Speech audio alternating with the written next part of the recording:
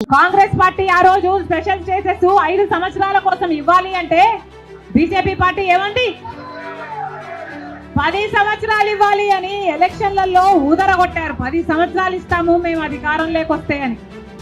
ఇక చంద్రబాబు గారు అయితే 15 సంవత్సరాలు మాకు స్పెషల్ స్టేటస్ కావాలి అని కొట్లాడాడు.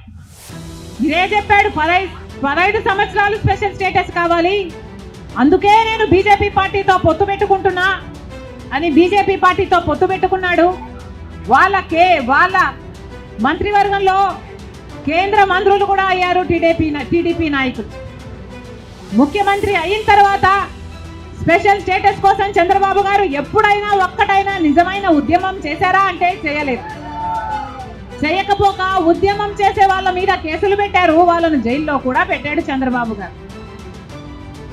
ఆ సమయంలో ప్రతిపక్ష నాయకుడు జగన్ రెడ్డి గారు ప్రతిపక్ష నాయకుడుగా ఉన్నంత కాలం స్పెషల్ స్టేటస్ మనకు రావాలి అని ప్రతిరోజు కొట్లాడాడు.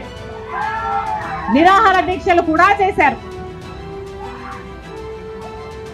ప్రతిపక్షంలో ఉండగా అవిశ్వాస తీర్మానం ఏమా ప్రభుత్వం వాళ్ళు ఎవరైనా ఉన్నారా ఇక్కడ?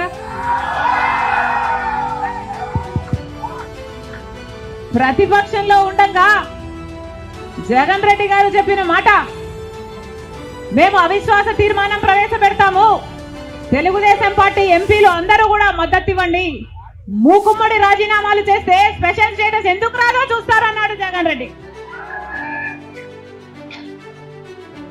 ఆఖరికి జగన్ రెడ్డి గారు ముఖ్యమంత్రి అయిన తర్వాత ఒక్కటైనా నిజమైన ఉద్యమం చేశాడా స్పెషల్ స్టేటస్ కోసం? అసలు ఈ రాష్ట్రానికి